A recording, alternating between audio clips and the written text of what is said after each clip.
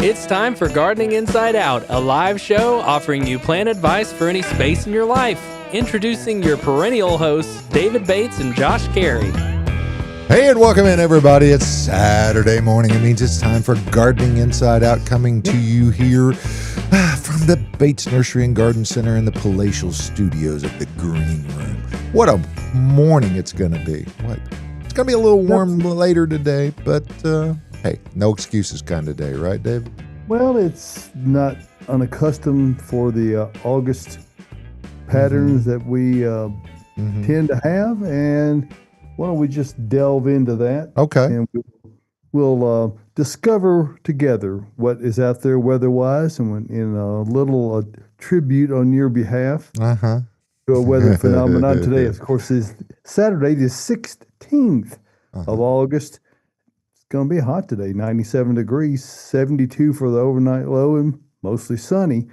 This will be a continuing trend. On Sunday, 97, 73, mostly sunny.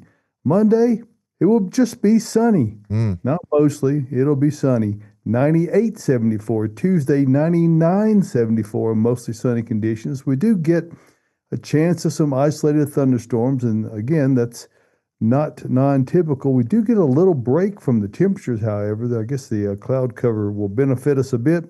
93, 71 Wednesday, 88, 69 on Thursday, and as we wind up the regular work week, 89, 68 on Friday. So, that's all the way it looks. We look at the radar here quickly, and we'll see that there are a few showers about up north in Indiana, out in Texas, off the coast. And I could zoom out and get to this one that's way up here in Wisconsin. Upper Miss. Yeah, that's a pretty significant one. But we don't have anything around us at all that's of significance. There is something significant, however, and you want to do the lead-in on this, Josh? Yes. April 1998, Aaron was born. I wouldn't expect that much of a lead-in, but yeah, yes. Okay, but yes. And of course, you have a daughter named Erin. Erin, she's a force of nature, just like this hurricane is. So right, and this, I understand, as it says here, is now a Category 4. That's the bad news. The good news is that it's expected to take a turn. However, I expect people down here in the Caribbean, Puerto Rico, don't care. Yeah. No. So it's supposed to be making a turn up to the north and east. It's not expected to make impact, but these things are very unpredictable. Just like Aaron, just like my daughter. So anyway. Comes in hard. Dangerous storm. Hopefully, it can be as it's commonly referred to. It's a fish storm where it just stays out in the water and has minimal impact.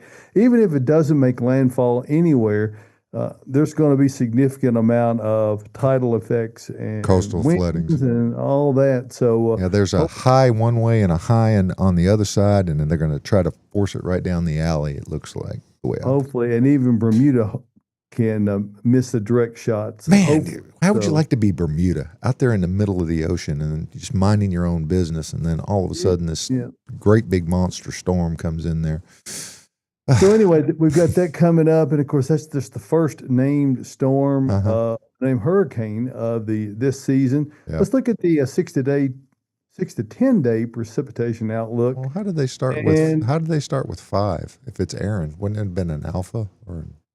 There have been other tropical storms that did not make it to hurricane status, so that accounts for that. But anyway, our 6 to 10 day precipitation outlook, we're going to be pretty normal, a little below normal. But so what that's indicative of is that we're not really going to receive any impact from this hurricane precipitation wise. We're not really going to receive much precipitation, which is not that abnormal for this time of year. If we look here at the Bates Nursery weather station, we did get 0.7 of an inch of rain early in the week, which was very welcome. We're up to 42.5 inches essentially for the year, and we're looking at 78 degrees currently. So, all in all, not a bad forecast, and we hope that Hurricane Aaron can spare many folks that are out and about. Depends on whether or not you fed her breakfast. So okay, well, don't giggle over there. You got girls. You know what's coming. Okay. Well, it's all important stuff. But just like the rest of the information, Josh, that we try to broadcast out here every Saturday morning, and you and I, we try to add our part to it, but we don't do it alone. No. We've got Caroline Gant, Austin Lowen alongside. Welcome in, guys. Good morning. Good morning. Hey, buddy. Great to be here. Yes. In addition to Tyler Blankenship out across the way, we've got Rachel Chapman sitting in, absorbing the. You saw the room. Shout out to Rachel. Rachel Cam. We got a little shout of Rachel Cam there. Anyway. Good morning, everyone. Good morning, Tyler. Good morning, Austin. We try to do cross training around here at Bates Nursery, so that because life happens, and so it gives us a way to be able to. If Tyler has to be out for some reason, we got somebody else. And it's not just anybody; it's Rachel, and she's a dynamo. So we're grateful to have her on board and observing the behind the scenes stuff that hopefully goes unnoticed in the broadcast. That means that it's all going as planned. So welcome in, guys. Glad to have you here today. And so what's going on in your gardening world? What's going on in the gardening Yes, world? I was sending What is Tyler going a on? text. What's that, Josh? We're not sending not Tyler. live on Facebook for some reason. Okay. So Facebook, Uh-oh. catch up, man. I know. What's Get going it on? together, Facebook. Yeah, but what what's wrong is with you? going on in our gardens? Oh, boy. Well, I was you know, staring at my summer vegetables last night when I was weeding my bed. I think that's an excellent point. It is a kind of transition stage of gardening, okay? We've got a lot. Oh, my God. I forgot I've got a flower in my head. I was like, what's happening? How This is could you great. forget? This is recent. Yeah. Yeah, this just happened like 3 minutes ago. What else just happened about 3 days ago is that we've got our fall vegetables in. Yes, we did. Yeah. Okay, now Uh-oh. not all of them, obviously, just the very first sampling, but it gives small people a sampling. taste. Little Brussels sprouts, little broccoli, little cauliflower. Josh, you thinking about it this year? Brussels. Is anybody thinking about fall crops this year? Yes. Because it's about time to get that summer squash out of there. About time to get them beans out of there. About time to get that corn out of there, especially the ones that the squirrels ate. Yes. Oh, Oh, yeah. you brought your own drama up I today. did. Well, what do you expect? So it's time to get all that stuff out, and it's time to get all the new stuff in. And hey, we've got it. And we've also got some annuals that we brought in. Yes, we got a bunch of really good looking annuals, which we have a sample in here today. We did that for y'all because look, them annuals starting to get tired. Yeah, Some of them. my bed, my lantana looks fantastic right now. Well, we're going to get into that here in a minute. We're going to go down a little hole there on what stuff still looks good and what still doesn't. I'm going to pull my cucumbers this weekend. That's another one. Those are coming out. Get the I'm gonna cucumbers harvest all out. my basil. Uh-huh. I think my cherry tomatoes is going to go away. Yeah. You tired of it? Mine are pretty bad. Well, it was kind of raggedy this year. I thought I was going to help it out and spread it out a little bit. Maybe not. Just didn't. Yeah, we got good production, but nothing like what we normally do. That's how mine were this year. Yeah. I got a decent amount, but usually it's just too many to even pick or eat. But this year it's been kind of and it looks it's bad right now. Yeah, it's really straggly, and I mean I've supported it, and tried to get everything going, and I think I might have given it sunburn. I don't know. You sunburned your tomatoes? Well, Man. it's really really it's getting crispy. wild over there. Yeah. Yeah. Well, mine got pretty crispy. That's why we do what we do. Yeah. Okay? We look out for y'all. Whenever those tomatoes and beans and corn and all the stuff starting to look bad, we've got the next round going. So There that's you why go. we brought in that stuff. And it's time to get it growing. We would be remiss if we didn't take note of the wonderful accoutrement that Austin has today with the black-eyed Susan behind. Wow. Check it. He's really That's a changing. Nice touch. I had to go to Oahu. with I'm that thing. transitioning. Oh, Well, no, yeah. But To into loving fall. Rudbeckia. Yeah. I mean, Rudbeckia has been pretty this year. Look, I don't want Rudbeckia in my yard. Y'all know this. Why? But I do kind know of this. I like don't know looking why. at it in Why? other people's yards. Okay? You like looking And now at it's it in behind my yard. ear. This is great. And you look stunning. You look beautiful. And it's wonderful. I should wear it all day Let's go. long. I will. Okay. For you, Josh, I will. Get balance it out though, so you don't I walk need to. around in a circle. All right, I'll get a second One one. on each side. That might look a little bit weird. But I did get out in my garden last night and weeded like crazy. So Austin and I were talking about this grass that's super invasive. It grows at my house. It grows at his house. And I never have taken the time to figure out what type of grass it is. And we're always like, I don't really know. It's just that annoying grass. Japanese stilt grass is what it's called. And we figured that out a couple days ago. And then the next day we heard Michelle, who's wonderful and works in the back of our, or works in the annual greenhouse, came up. Michelle, she's fantastic. And she was like, I have a question for the show. How do you get rid of Japanese stilt grass? Look it up, people. So that's what I am battling right now. It's super invasive. It chokes out our natives. It is kind of pretty. It's in my woods. It's in all of my landscaping by my house. Don't give it pretty. Don't tell that grass that. The groves of it in the woods are pretty. But I'm going to try to get rid of it by, I guess, just pulling it all up. Ugh. Before it goes to seed, which is currently about to go to seed. So I got to get to work. Y'all look it up. Japanese stilt grass. It is no joke. And it's in pretty much everybody's yard. If you start looking around, you've probably got it. I know I've got it. Tyler was like, I found some on my fence line. Yeah, wow. I didn't know what it was. Mm-hmm. Yeah. It's everywhere. So if you've dealt with that grass before and you figured out a good way to eradicate it, let me know. Let us know. Holler. Because that stuff is nasty. Yeah, it is. It grows up in between everything. Luckily, it's easy to pull. Yeah. Well. What we got, man? Are we ready for questions? Lots of it. Yeah, tons of it. Well, can I ask the first question, Tyler? Yes. Can you run the video? Absolutely. We got a video? Man, we haven't that's the wrong one. Tyler, Donna from last week. We had to just look at it I got the names messed up. We are viewing the proving grounds. The aluminum above ground pond went away. So the deck had to go away. And I have this blank palette, folks. You sure do. What do I do? Josh, you going to make that a bed?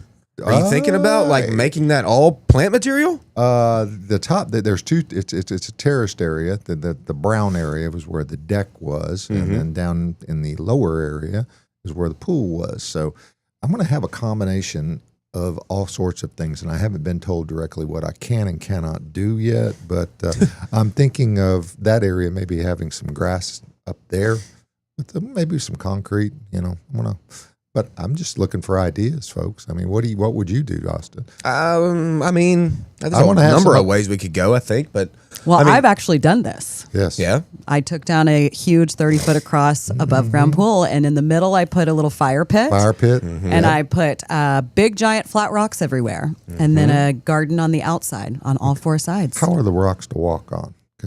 Actually, because I had really thick sand underneath, I dug it out and I sunk the rocks in. And for the first almost year, they were like a tiny bit wobbly. They weren't bad. Okay. And now it's really compacted, and there's, there's grass and weeds growing in it, but it's helping it hold. And they don't move at all. No. Yeah. Right off the rip, I kind of thought about that. Like, let's create a little path at first, maybe to walk through to the yard. Little burn pit over on the side or something like you got. Yeah. And then we landscape it all around. That could be cool. We've been doing some projects at my house for the last couple of weeks, and shout out to Brother Mark for his great insight. He's a landscape artist extraordinaire, and also to Shannon Poland and his guys for all the installation. And so when you mention rock, we have really stepped up the amount of rock that we have used. Matter of fact, many areas are solid rock now. You don't have to mow that.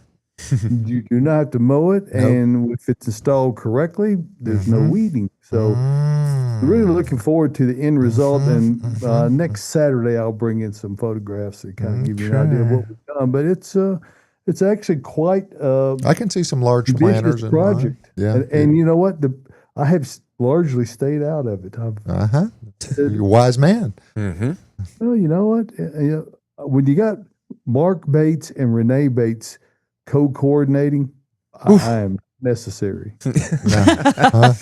All I can do is add friction, and you know what? And pay the bill. They got it. I don't have to. I don't have to intercede. They have really got it. It's turned out wonderful. So it's getting close. Okay. Oh, that's exciting. I can't wait to see photos. We are getting some comments in. Carol Caps on YouTube says, Hey, Michelle, nice meeting you last week. I remember Carol in here last week. Come back, Carol. Come see us again. Carol, and then Colin says, R.I.P. to Austin's corn. Yes. Thanks, Call. Good morning, bud. Colin cares. Colin cares. All right, let's go ahead and get into questions. Are you ready? Let's start with dahlias. Planted dahlias in pots early. They look healthy with buds, but never ever flowered. Why? Well, if they've got buds, they're typically going to flower unless you've got a lot of times some sort of insect, gets in flower buds and does not allow them to flower. A lot of times thrips are the insect pest. What a horrible insect pest. Mainly a greenhouse pest that we have to deal with, but it does get out into plants as well, out in your garden. So that could be what's going on. But typically a plant that throws buds is going to throw a bloom at some point. We just kind of have to wait for that. I mean, it's good that the leaves are healthy. That's a good start. Yeah, that's something. Do they usually have buds for a long time before they open? I mean, some plants do. Well, dahlias kind of do. I mean, that bud has to really fully form, before it opens. So the bud will swell most certainly. It should still bloom. I don't really know why it's not. Like I said, unless you got an insect issue. Mm-hmm. And you'll see that the bud will literally just not open, or it will just straight up senesce and fall off. Yeah. So that happens sometimes. It's annoying, but it does happen. But hopefully just give it a minute. And the thrips are microscopic. You can't see them. They're small. Mm-hmm. They are little. But you can see their effects. The leaves will twist up and curl on it, and like you're talking about, the bud dying off and dropping away. So it's a very problematic pest. And unless you know exactly what to look for, you might not detect it. Yeah. Yep. You can, if you look hard, you can see them. They're tiny little long-bodied I can't see. Creatures. Not at this stage. Get you a magnifying glass. Get out there and really, really 50, look. You can't see. Yeah. Hey, folks on Facebook, Tyler's put a link up there on the page, and you click on it, take you right over to YouTube till we get this figured out what's going on. Tyler, great work, man. They can't hear us on Facebook, Josh. They maybe can see us on Facebook. We put the. But they did see the post, yes. So if you have joined from Facebook on YouTube, welcome. Welcome. And ask questions on YouTube. There is a comment box, which we will see. So same as Facebook, ask away or comment away. We love getting all your comments. Will the closed captions work if they use that setting, if they can't actually hear us? Since we're not live to Facebook at all due to a technical issue, we won't. I'm talking. They'll pass the word around. They'll pass the word. Yes. Right? Oh yeah, we're full audio visual where we're streaming. Mm-hmm. Hey, and speaking of YouTube, we're only like about 20 something or 30 something subscribers away from making 1,000. Hey, that's huge for us. Mm-hmm. Yes. Well, yeah, we would really like to make that. So, if you're tuning in for the first time on YouTube, go ahead and give us a subscribe there. It would, it helps get us out to the algorithm. We don't even know who the algorithm is, but there is one. So, we just want to be a part of your normal weekly gardening experience. Yes. We appreciate you taking a moment to subscribe. Yes, we want to be there with you every step of the way. We are getting some questions in on YouTube now. So let's dive in. So Carol says, I hope that doesn't happen to my new camellia that's loaded with buds. When should they bloom? So we're talking back to the dahlias that never bloomed. Right. Mm-hmm. Camellia is going to bloom for you, okay? It's budded up. Like I said, whenever things get budded, typically they're going to finish blooming, okay? But it's not going to happen for a minute, Carol. It's going to be a minute, okay? Yeah. I don't know when you got it or what stage it's at. Sometimes we receive plants that are greenhouse grown. They're forced to do things that they're not necessarily going to do in nature. Like my camellias at my house are not quite budded yet, and they're fall blooming camellias. So here soon, they've started forming some buds, but they're still very small. Now you may have bought a camellia that's already got swollen buds and getting ready to bloom. So Carol, this year it might bloom a little earlier than what it would in the ground, but it's going to bloom. It's going to happen. It's going to happen. What's also might happen is your camellia might be in bloom and we get a frost, and then it whacks those blooms like it happened to me the past couple years. Are you mad at it? Can you not tell? I can't. Caroline? Whoa. He wakes up mad about some gardening. You're right, It David. does. As soon as your eyes open, something pops into your head. Or maybe that's what wakes you up. Yep. That's what gets me going. That's what gets you going. What's going to get plants going, wakes though? you up when you're getting out there ready to plant is EarthMix garden products. Yes, sir. And EarthMix garden products are, it's what we highly recommend here on Gardening Inside Out. Mm-hmm. As do a great many premium garden centers all over Middle Tennessee, Kentucky, Western North Carolina, even out in Crested Butte, Colorado, Northern Alabama, a whole host of great vendors of that. We'll talk about where those are in a moment. Let's talk about the products first. EarthMix is made by a process that differentiates itself from many other products. We take a lot of pains to make sure, number one, it's 100% organic. Now, that in and of itself doesn't say, well, it's a good growing medium. There are many organic products out there in the marketplace. You could do very little to something and it be organic, but it wouldn't be a living soil. It wouldn't be highly productive. And all the EarthMix line of soils and amendments are made with the one thing after being organic is being highly productive and viable soils. By doing that, begins with EarthMix Supernatural, and that's where many of these wonderful inputs are initially combined to produce a compost material that's not sold as a fertilizer, but your plants don't know that. No. And even though it is a standalone product, that product is used in several other products downstream. So you get these same qualities transferred into EarthMix Garden, Proganics Ode, Landscape, and others. So when you check out the EarthMix line, you're getting living, viable soils that are best suited for the particular application of that product. So check all those out at earthmix.net. And while you're there, check out the Find EarthMix tab, and that's where you'll see all of the wonderful vendors who are kind enough to sell our products. And the reason they continue to sell them because they quickly find out that there is a difference in the EarthMix line of products. It gives you performance, consistency. One of the things that's high on the list of important qualities of EarthMix is that bag after bag, batch after batch, no matter what form you're buying it in, whether it's in a bag or in a super sack or in a bulk, it's the same product at every level, every time. So we work hard at reducing variability completely. So you get a great product, consistent product, no matter when you purchase it or in what size. So check it out, all these great locations. You can also, we invite you to just keep in mind that success in gardening begins at the ground level when you use EarthMix garden products. And because we really want to take the work out of it. We don't want you to have to, gardening is a fun thing to do. There's a lot of joy associated with it, but we want you to be successful. And that's the only way you're really going to be happy with the result is if you have success. And that all begins with EarthMix. And Josh, what do you like to say? I like to say it takes 4 things in this to make your garden happy. Water, right. Sunshine, Gotta have plants, that. EarthMix. You got it. Yay. Super sacks are in my future, by the way. I can see it coming.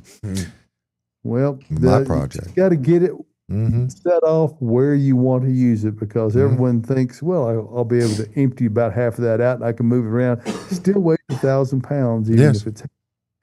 So there's no magic levitation, at least yet. Maybe perhaps AI or some other force will give that to us. I know people with forklifts. Thank you for giving us a moment to talk about EarthMix garden products. And now, back to the show. What's in bloom? With Austin. Hello, good morning. Hello. There's a lot of things blooming still-ish. It's not like spring, it's not like a million things. Right. There's still some But there's some stuff going. Maybe it's what's surviving summer. There you go, Tyler. That's a good point. And let's talk about the things that are, okay? Let's talk about mainly perennials right now. Hey, all you shade lovers, all you hostaholics that we came up with a couple weeks or somebody did. Joyce. I think it was Joyce. Shout out, Joyce. Saw you yesterday. You're doing great out there. You're just killing it. Okay, hostas are blooming. Your alliums are blooming, okay? The ornamental onions, those are fantastic. I've got a picture coming up soon. It's going to show off some of those, okay? Echinacea, looking great right now. And Rudbeckia, Caroline. For you, look, in the ear, we did that today. Rudbeckia, looking great. Black-eyed Susan. All right, Heliopsis, those kind of false sunflowers, those are really showing off in the woods right now. Goldenrod. Hey, what about goldenrod, the keystone species, y'all? Yeah. It's popping up everywhere. My wife yesterday did an arrangement that she got from the woods, and she used goldenrod in it, and she was like, I can't believe how many like bees and butterflies and all those things that were on it. I'm like, yeah, that's our keystone species, okay? Goldenrod, looking great. Lobelia, Caroline, you told me yours was blooming this morning, that hot red. My red lobelia is blooming. That is hot rod red is what I call it. And it's in a spot where I don't remember planting it. Oh, surprise, So surprise. That's exciting. Ironweed throwing purple. It's looking great. There you go. That's another one that's blooming in my woods right now. All your grass is out there. Bridge, you're on vacation. Hope you're enjoying it. Hope you're just living it up, man. Going She's up to having the the best upper time. peninsula of Michigan. How lucky are you? Yes. Oh, the cherry capital of the planet. That's amazing. Bridget, love you. Yeah. Grasses are great. Phlox, still going off. Hydrangeas are still blooming, mainly the panicles, okay? All those cone-shaped blooms, limelight being one of the goats. Those are still in bloom. All right, Abelia, shout out Adam Chapman. You are here. Hope you're doing well. Oh, your wife is here too. Rachel Chapman. She's in the room. She loves her Abelia too, okay? Roses still going off, mainly knockouts. The roses are in that stage. They're kind of like, okay, I'm kind of ready for fall because I want to throw those fall blooms. That's when we really love them, about mid-September. That's when the Rose Society is showing off their blooms, okay? Okay. Those are great. All right, let's talk about the 4 longest blooming plants on the planet. Caroline, mimosa, crepe myrtle, Sharon of rose. Sharon of rose. Rose of Sharon is what I meant to say. Hibiscus, magnolia, all still blooming. Y'all, these are the longest blooming trees on the planet. They're still going. Like mimosa, I talked about that, 2 months ago? Probably. We've been talking about it for a while. They're moving on. They're the moving other down, Josh. They yeah. are, but man, they're still some color going there. Like that's incredible. And crepe myrtles, they bloom forever. Rose of Sharon's still blooming forever. Magnolia's still spitting white blooms and smelling fantastic. That's great. Okay, let's talk about our annuals for a minute. All the petunias. Petunias are getting kind of mad at August. Not gonna lie, mine are getting a little mad at August. Okay. I'm gonna give them a pretty cutback. good. Well, for you. So there's that. There's for me. that. Love petunias. They're great. I'm going to cut mine back soon. Vinca loves it hot. They're great. Lantana loves it hot. They are great. Drought resistant. Marigolds still going off. Probably need some deadheads. Let's deadhead them. Let's get them to rebloom. Okay, marigolds. Great. Sunflowers have bloomed and stopped blooming and reblooming and growing and all the stuff, all the stages, but sunflowers are still out there. Your zinnias, they love it hot. They'll germinate anywhere. Celosia, we brought some in the room. What you know about celosia, y'all? They are in bloom right now. They look like little troll hair. They do. Yeah. We're going to make a troll. We There you should like go. that We're turkey gonna we make made for Thanksgiving. Google eyes. We're going to do Gotta that. have them. Yeah. Yeah, I bet Colin- Rachel's got some in here. Yeah, Rachel does. Yeah, Colin, thanks for that. Sharon Rose of Sharon Rosa. Sharon Rosa, thanks for that comment. And then Tyler, throw up the picture. I'm going to show y'all the goat of annuals, the literal goat of annuals. Look, my kids did this, and my wife. My wife helped out. My kids did it. Look, there's alliums in there. There's tunias in there. But then what do you see? What do you see those little pink balls doing? Just hanging out above the rest of them. They're fantastic. That's Gomphrena. Comfrena. What y'all know about Gomphrena? Nothing. If you're Really not growing it, underutilized annually. it is the Yes. David. What a great point. One of the most underused annuals there is. They take no effort. I planted them when they were in bloom. They are still in bloom, not stopping blooming at all. Yeah, they don't They've stop. never had water. They've never had fertilizer. They've never had me even touch them. All I do is just look at them, and they just dance above the tunias. Wow. Yeah, Caroline, you know a thing or two about that. Yes, sir. They just dance in the You background. got jazz hands from out of Austin, man. Boom. Gomphrena, people. If you're not growing it, you gotta be. You do. It doesn't. I mean, I talked about earlier in the year. I talked about geraniums being the goat of annuals, but I was kind of thinking of that as like more in pots or like hanging baskets. In the ground, Gomphrena is the goat. No, I've never deadheaded it either. Really? Never. Those blooms are still fantastic. They're like little dried flowers. They make a great dried flower. Yes, they make a I great put dry it in a flower, a little great wreath in the cut fall. flower. My wife was putting that arrangement together, and she was like, God, I was trying to get these petunias in this thing, and they were breaking on me, and it wasn't good. She was like, this Gomphrena, I just put it right down in there. Oh, yeah. And they're fantastic. I just saw Joyce. She said her rabbits love her Gomphrena, so Oh yeah, Joyce. great. talked Joyce, about that. somebody's they love enjoying it too. Even rabbits know Gomphrena is the goat, and It's they're the coming up best. and eating it. But it's still living, ain't it, Joyce? Mm-hmm. It still is It's still throwing going. blooms. The goat is Gomphrena. Y'all Google it. If you're not growing it, grow it. Y'all Do it. It's the goat. There you go. Hey, David. End. And it reseeds itself. Yeah. Good to see. David? Maybe more good points. Yeah. Wasn't Gomphrena on the Little Rascals? I That was farina. Never mind. Okay. Gomphrena. Gomphrena. I mean, I'm not going to lie. Gomphrena is probably the grossest name for a plant I think I've ever heard. Watch it. What do you mean, watch it? I named my cat that. I know you did. It's a better cat name than plant name. And there's no other common name that it goes by, is there? I mean, it's. I think. Wait, there is one. Globe amaranth. Globe amaranth is a common name of that but plant. that's worse than Gomphrena. There you go, David. But anyway, Should call it Glamoranth. there you go, Tyler. Amaranth. Tyler out of left field. There you go. Woo! Let's Yeah. get Not that every going. plant name lands. Okay. He just That's a good trademarked that, so somebody will right. steal that for next year. That's right. Glamaranth. The Glamoranth. Bates Nursery Glamoranth series. Yes. Gomphrena. Tyler, you're so good with words and tech. It's crazy. That's what it is. You should That's be in amazing. marketing. Yeah. Yeah, you that's a should. great idea. You're right. Well, let's get back to some questions because they're coming in. So Essence is asking a question on YouTube. The herbal essence. The herbal essence. Essence says, "Good morning, y'all. Anyone tried beneficial nematodes for pest and bug control? Always looking for chemical-free pest bug control for yard and garden. Thanks, friends." Hey, Essence. And I've heard of this for years, for many, many years. I've and heard good nematodes are things. nematodes are one of the most abundant creatures on the planet. Do you know that? Like they are in the soil everywhere. everywhere. Yeah, Like, buddy. good ones, bad ones, all the stuff. But if you're not really seeing like an issue, I mean, you can certainly, they're not going to hurt anything, Essence. I mean, getting them in there. But the problem with me is like, how do you know they're working? Right. That's my thing. It's like I'm adding all of these nematodes that are microscopic, creatures, and then I just put them down in the dirt, and it's like, well, did a worm eat you?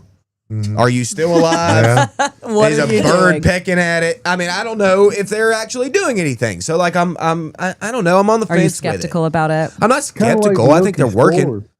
What's Kind that, of like David? milky spore. You put them in there, And then you and forget about it. how do you tell if they're I know. really doing something? It takes It takes a while too, in case right? of milky spore. Yeah, it takes several years to get them built up because grubs eat them, and then the grubs have to die. Then it multiplies the spores, and it's quite a process. So you have to be into delayed gratification if you're going to use those kind of measures, and you kind of have to be methodical about it, and I'll have a long view in the gardening sense. Yeah, and that's one of the things that we used to recommend for mole eradication was the milky spore. But you're not going to get it this season at all. I mean, No, or it next takes some season. time, yeah.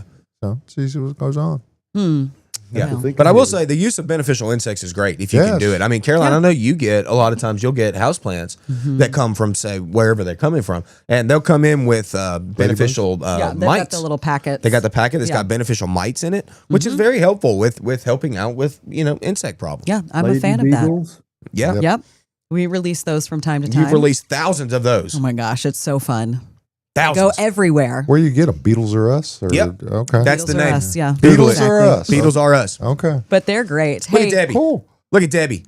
Look at that. That's I a don't have goat my glasses emoji. on. Oh, Put your yeah. gla- Those are sunglasses Where's your regular glasses, in man? my car. Great. I'll wear them You next can't week. even see the goat. Debbie knows. Gomphrena is the goat. Also, Linda knows. Linda's talking about jazz hands. Linda. Throw it up. There it is. Speaking of jazz hands. She says that arrangement is so pretty. Glad you spelled Gomphrena.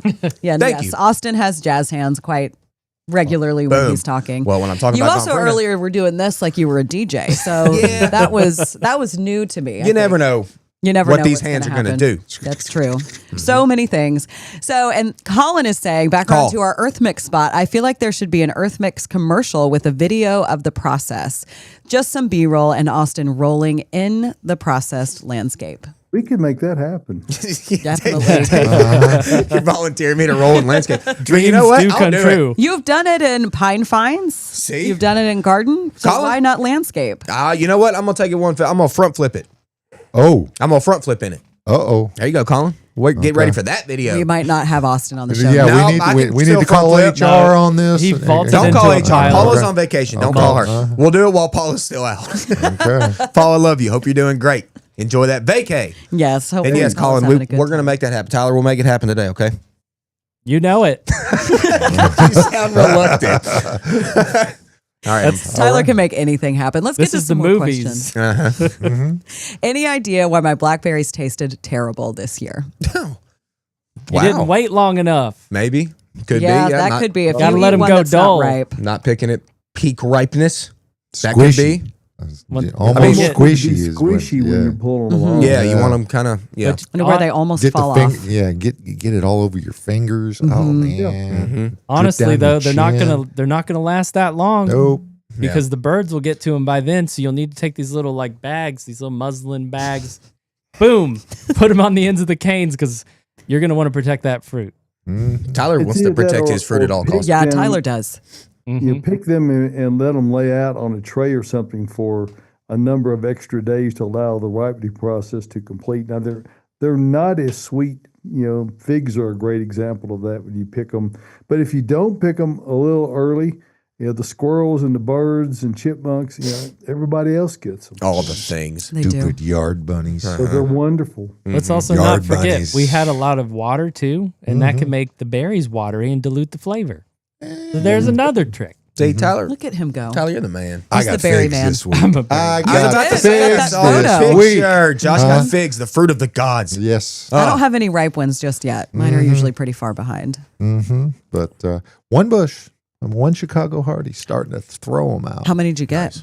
Probably got- 15 in that picture I saw There was, yesterday. there was a bigger patch yesterday. I put them in the freezer. I think I've got 30. yeah. Won't Wow. go far. Yeah. I would say my King Alfred, which nobody has except me because it was given to me, but maybe 400. Oh, Yeah. Wow. I mean, my that's gosh. right now. All the competitive creatures in the tree rats. between possums, everything else. So I've had to learn. You got to pick them before they should be picked because there's nothing, and I mean nothing, on this earth that's better than a fully ripe, squishy fig. Yeah, baby. Stick it, love stick it right in figs. your mouth, and it just melts. Wait till the brown It is turkeys come in. That's the ones that I think are the best personally. But you talk about a plant or fruit specifically that you really, really have to wait until they get squishy. Figs are one of those for sure. Yeah. You know another one that comes to mind? What's that? I don't know why I'm What? doing this. Persimmon. Yep. My dad played a horrible joke on me when I was a child. They're And so he made bad. me pick a persimmon off the tree, and I ate it. And I almost died. You almost, yeah. It almost They killed can me. kill you. Puckered places all Oh over. my God, right? it was horrible. It like, But then, yeah. yeah, makes it's your mouth the most insane. astringent thing. It like makes your throat close. It was awful. Dad thought it was hilarious. Shout out, Dad. Hope you're doing great. Love you. But I was mad at you that You're day. not over that yet. I'm not over it. But if you get a ripe persimmon, like Yeah, baby. squishy, like almost rotten, it's just Let it fall into the fantastic. ground. Yes. Wait till the first frost. Yeah. And- we had a and that's corgi when that the- loved them. That's when the deer will. They'll eat all of them. Oh, yeah, Once deer go- they go they'll insane just let over them 'em. lay there until they get to that point. So they're quite tasty. And the hybridized types are less astringent. So you don't want something Not that's when they're quite green, David. Oh, man. Yeah. But they called them dominant trees. The hunters actually look for them out in the woods. Oh yeah. Yeah. Well, like David said, I mean, deer are loaded around, like loaded. Everywhere. Mine is loaded with fruit right now. Good job, That will Caroline. not be ripe for a very long time. Thank you. I did nothing Proud of you. other than planted it years ago, and Make now it's. great and it's a preserves. great native. Fantastic. It is. It is a preserve. great native. You're right. We sell them. We got them. Hey, do. I have to say something really quickly. Get in Jump there, here. Ty. Speaking of produce, Amy, who's actually watching the broadcast right now, Hey, Amy. I'm really glad that we got to collaborate with the Donaldson Community Garden, getting them some EarthMix for some of their raised beds. They're really revitalizing this space, which was left for a while. But Amy also brought me a little gift, and that was a tromboncino squash, TROMBONCINO. And I prepared it last Oh. night. Oh, Look at And that beautiful picture. So Ooh. Wow. this is a type of squash that is tender and then it firms up later on, so you can chop it up and use it like zucchini earlier, or treat it like a butternut squash later. Did you fry that up? I did. Oh, I fried it yeah, up. baby. you fried it? Uh-huh. Yeah. Well, that's an unusual quality of a squash because typically you got to pick them when they're young and use them when they're in a very juvenile stage. If you let them get any age on them at all, they become inedible. So that's very cool to know that about that particular cultivar squash. Yeah. It has a much wider range of use. So, Yeah, eating it raw had a little texture kind of like watercress. anybody's had watercress, I love watercress. It was a little crispy. Yeah. The flavor was very mild. Okay. But I sautéed it and added it to a dish, a tikka masala dish with some potatoes and There you go. serrano This is peppers. Tyler's Talk to cooking me. corner. Talk Y'all, to me. Tyler is the This is what it's fanciest all chef on the about. planet. He's Ratatouille over there. I'm not that fancy. You're so But fancy. I wanted to Fun fact experiment. about what? I'm sorry, Tyler. Oh yeah, no. I wanted to experiment with it, and I also at the Tennessee Local Food Summit, I traded somebody some EarthMix for some Egyptian walking onions. This is the best part about gardening is that you can barter with people, and both things have value. And so I grew those onions in my garden this year, and that was also in my dinner last night, and they were wonderful. Well, Look the into one that. fun fact I was Walking gonna- onions. Egyptian David, walking what was onions. that? Okay. The one fun fact I was going to mention is that watercress actually, I think, is the only food that actually has a negative calorie value because it takes more energy to chew it up than it actually has in it. So To give you. if you can't subsist on pure On vibes. yeah. I mean, it's very low in calories, and the amount of energy required to digest it is far greater than what it supplies. So there's that. Hey, what are we talking? When we're talking about supplying, if you're looking to find a supplier of plants, Yep. we suggest you come to Bates Nursery and Garden Center. Yeah. And, where we have pretty much everything you're looking for your lawn or your landscape. Trees, shrubs, ground covers, perennials, ornamental grasses, sun, shade, bog areas. It doesn't matter what your application is. We have plants that will help address your unique situation. Instead of having to settle for something, Right. you can actually come here and have several choices of things that will really make the difference in your garden. We have, as it says there, acres of plants. We do have, and you can read all about it in a weekly blog that now my daughter Sarah and I co-write. And when I remember to sign the time to it, it always goes out at 3:50. Except this week, I think it came out at 7:10, simply because, or 8:10, simply because I forgot to put a time on when it was going to go out. But typically, we cover all the things we've got going on here at Bates Nursery, including the things that we have on sale. And this week, it was 30% off all plants and bags of EarthMix landscape. So if you're going to buy plants, you're going to want to plant them with the best stuff. And it does not get better than EarthMix landscape. I think many of us believe that may be the best product overall in the EarthMix line of products. It is such a great soil amendment, and it's also a great planter mix if you're wanting to use a completely soilless mix outdoors. So great opportunity, 30% off, and that goes on through Thursday of next week right here at Bates Nursery and Garden Center. We're open from 9 until 4 p.m. Monday through Saturday. We're closed on Sundays until fall, but we're here every day to address your particular gardening needs and help you to get the right plants in the right place the first time. Take some photographs with your smartphone or a tablet, bring those along with us, and Austin or one of our other great landscape professionals will look at your unique situation and help you figure out what's going to give you the desired look that you want, because that's really what it comes down to. It's not about what we want, it's about what you're wanting. You don't want to look just like everybody else. You want your own little special look. That's We right. help you do that. And we continue to bring in plants. Julie Patterson, who is our green goods purchasing goddess, she is responsible for the overwhelming majority of the things we bring in. So and she's constantly scouring the availabilities of every supplier we have around the country. So thank you to Julie, and thanks all of you for supporting us here at Bates Nursery and Garden Center. Now for 93 years, we have been beautifying Nashville. Another little note, Best of Nashville voting is going on, so I encourage you to go out there and give us a vote for the Best of Nashville. We really appreciate being able to do that. We have won that 21 times out of the last 22 years. So I think the last 16 consecutively. We would really like to add one more to that. So get out and vote for us there. Come see us, Bates Nursery and Garden Center, beautifying Nashville since 1932, Bates Nursery and Garden Center. Perfect. Amazing. Come out and see us today. Yep. Yeah. And come out and see this. What's in room with Caroline? So smooth. Wow. Perfect, Tyler. So, like I said, we got in a lot of great annuals this week. So, if your stuff is looking tired, like we talked about at the beginning of the program, come on out and replace it with some of these beautiful, beautiful annuals. So, we're going to start in the corner behind David. Let's shoot over there. Look at those so red we've stems. got elephant ear with some. Duck. There we go. Oh, There you go.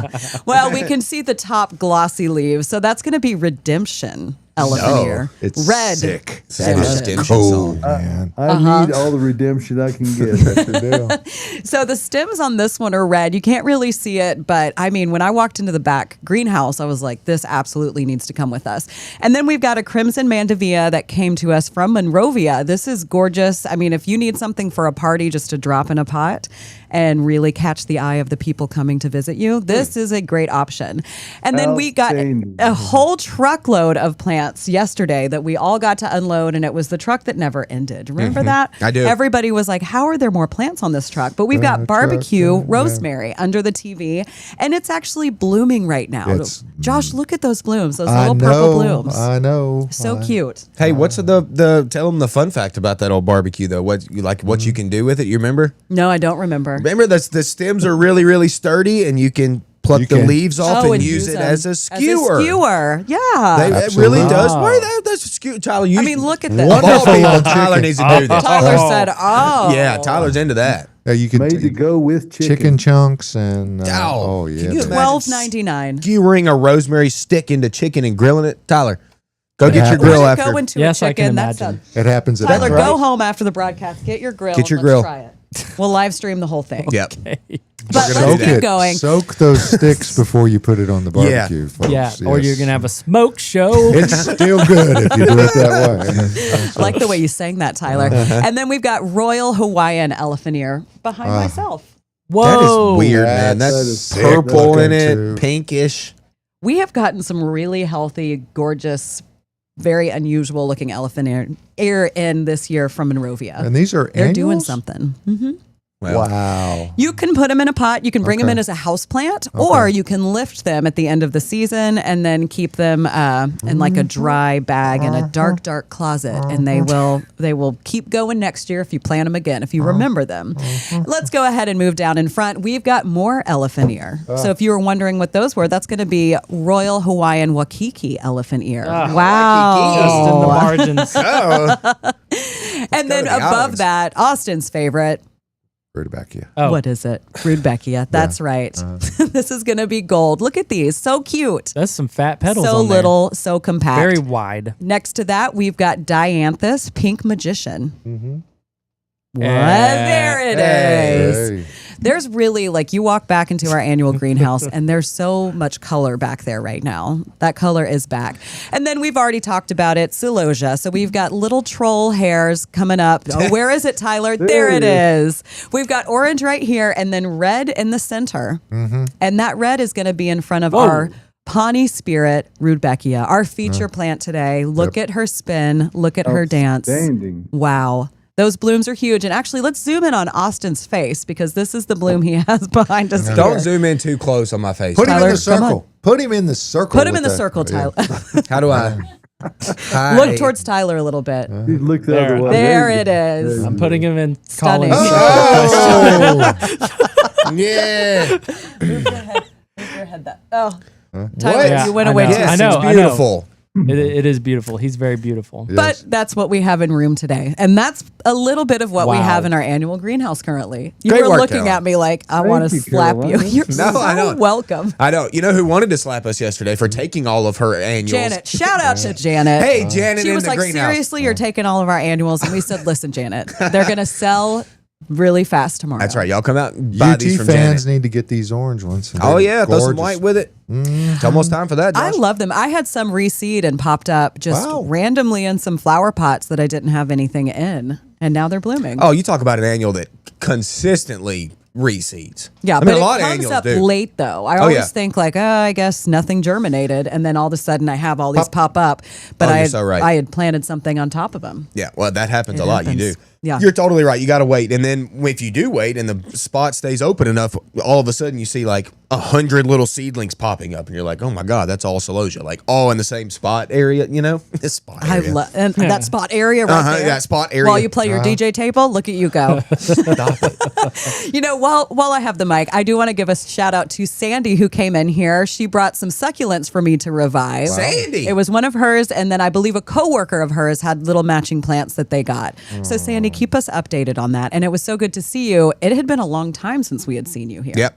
I saw Sandy. I feel like months, like 6 months, Sandy. Mm-hmm. So Sandy, don't make it that long again. Sandy, come in and get some of these annuals. Sandy talked to me for 30 seconds and then she was like, hey, I got something for Caroline. Where is she? I need to find Caroline. And I'm like, fine, Sandy. No, I'm just playing. Sandy, you were great. Love you. All right, let's get back to some more questions. And then we'll get some photos up. So let's get one in. My little lime hydrangea stems are all drooping, except for maybe 3 to 4. Will they come back? Drooping. What does this mean? They get heavy. I don't know. Well, yeah. I mean, if the bloom And downpours. if that's what's happening, but I don't know if that's what they mean or That if might they're. be. I mean, it might be. I need to see a picture of this. I don't really know what you mean by that, but except for maybe, what does it say? 3 or 4. Well, that's good. 3 or 4 is pretty good. I wonder 3 if or 4 will upright. they come back up? Like, will they Not a total loss. Oh no! If they flop, they're not usually going to stand back Yeah. up. If that happens, I mean, unfortunately, that's just kind of how it is. I saw a picture of a limelight the other day from a guest that came out. Leslie was her name. Hey, shout out Leslie. Hope you're doing well. But her limelight was really flopped over, and she was like, "What?" I was like, "The only thing you can do is tie that thing back up and get it tight on itself because it's not going to stand back up once it flops like that." Real fast, just talk about your tip that you do where you prune in the spring, because I've started doing it and now my limelight hydrangeas do not flop anymore. I really think this is the way to go, and this is the you're going to do your pruning over the wintertime. I'm going to try to keep this short. You do your pruning over the wintertime. Let's shorten, okay? All your limelights, your panicles, any of them, shorten, okay, over the winter when they're just no leaves. In the spring when they come out, they're going to send out their leaves, okay? Whenever those leaves get to be, say, 1, 2, 3 leaf spots, does that make sense? Like the nodes, where those leaves are, tip it. Go in and take the tip out of every single stem, okay? If you do that, you're going to get lower branching and you're going to get smaller blooms, but a lot more of them in the summertime, and you do not see the flopping You're near as just bad. tricking it to doing something Pretty else, much. yes. That's exactly. We're manipulating nature a little bit, okay? Now, like I said, the blooms are not going to be as big, but if you can sacrifice the size of those individual blooms to make them a little smaller, then they don't flop near as bad, okay? Mine are still pretty dang big. Yeah, and that's the thing. They are. I mean, they're still pretty big, but they're not as, yeah. But, Tyler, we should do a video next spring of this, like where we actually do it and show people. Yeah. Because I really think it's a good tip. I really think it's a pro tip for people growing hydrangeas to have better success and not to see that flop. Definitely. Yeah. Nothing worse than the flop. No. Gosh, I've just had a realization that's taken me a while to realize is that the difference between the other side of the room and us is that is the hands and arms. Oh, okay. And you and I are not so gesticulate. We trained on radio, though, David. Yeah. So, if you tied Austin's hands, he could not. No. speak. No, it's, So anyway, I wouldn't. It doesn't really add anything. It's just an observation. Thanks, Dave. Okay. Appreciate it. You're very animated with your hands. All right, take it. let's get to some photos, Well, Tyler. you are to yourself, Caroline. She is. She's always like, You're not. I see your hands too.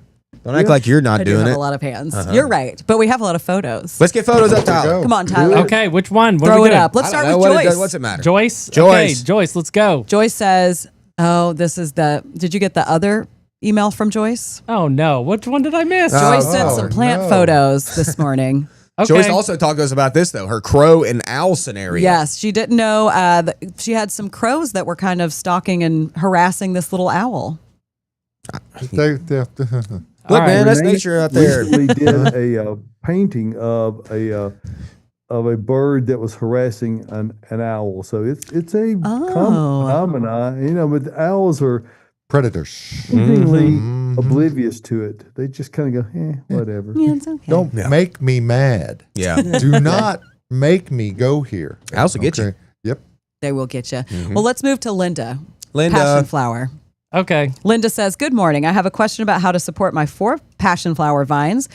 2 are in large pots with a small trellis. The other 2 are planted beside the pot in the river gravel mulched edging of my patio, supported by a vinyl twine tied to a vinyl fence post. I'm excited to have 5 passion fruits so far. The ones climbing the vinyl twine are growing quickly. What type of supporter trellis can I use to train these amazing vines growing against the white vinyl fencing?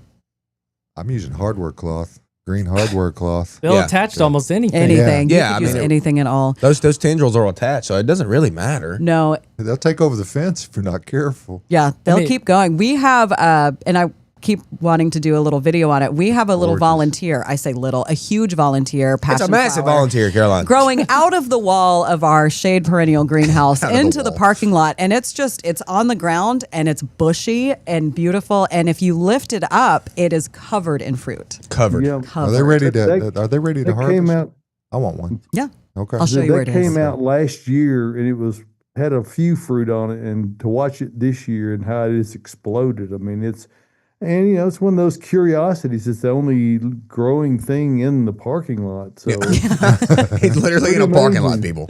It is. I would try to get Austin to build a trellis for it. I was like, can we trellis this? But, But yeah, Linda, I mean, anything you can get, Yeah. Behind that thing is going to be helpful to get it up. And you could probably cut that thing back to the dirt over the wintertime, okay, and let it come back from the ground. That'll help you out a little bit next spring. Instead of it coming back crazy everywhere, like just from the ground. What are you laughing at? Colin's comment on YouTube. Yeah. Colin, you're commenting a lot today, man. Colin said owls are super dumb, actually. One of the dumbest birds of that size. Don't. Colin! Calling out Hedwig. Joyce, Come on, Joyce man. also said the owl was sleeping. That's context. Okay.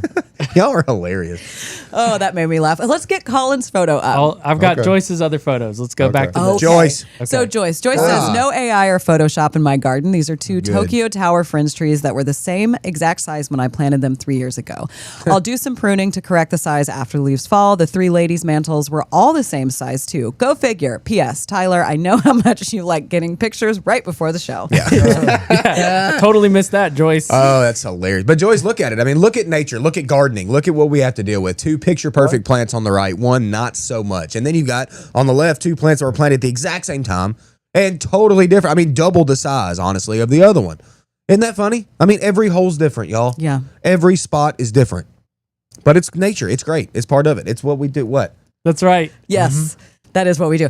My lady's mantle, I planted one this year, looks very much like the one on the right, the sad one. Happens. And that's okay. All right, get sad Colin's sometimes. photo. We do. Call. Including Okay. pigs. it could be perfect next year. That's it right. could be. It could They could be. all be uniformed in the same size. Such a good point. Collin sent a picture of a foxtail fern. Let's go ahead and throw that up. What's going on with my foxtail? New plant to me under a grow light with other plants.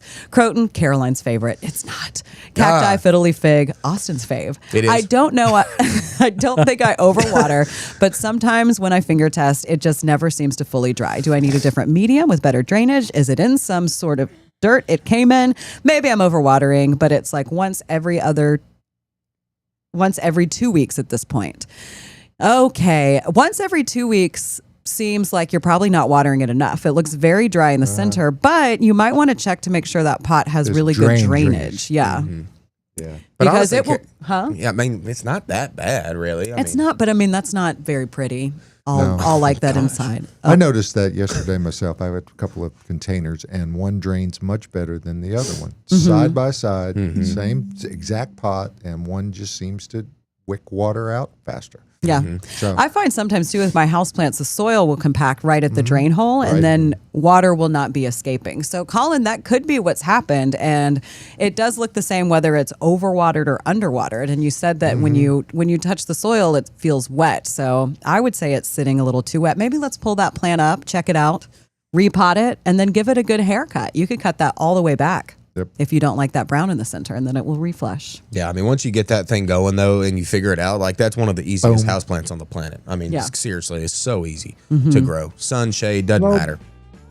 And all these things are great examples of these last couple of pictures of how when you're gardening, things don't always go exactly the way you'd like them to go. But that's part of the interest. If it was easy. really easy, everybody would do it. Right. So, and everybody would look the same. So I mean, That's right. It gives you an opportunity. If the one goes bad, pull that rascal out and try something else in that same spot. That's right. There it increases you go. your observational ability. So you go, let me look a little closer, see if I can figure out what the difference is. Yep.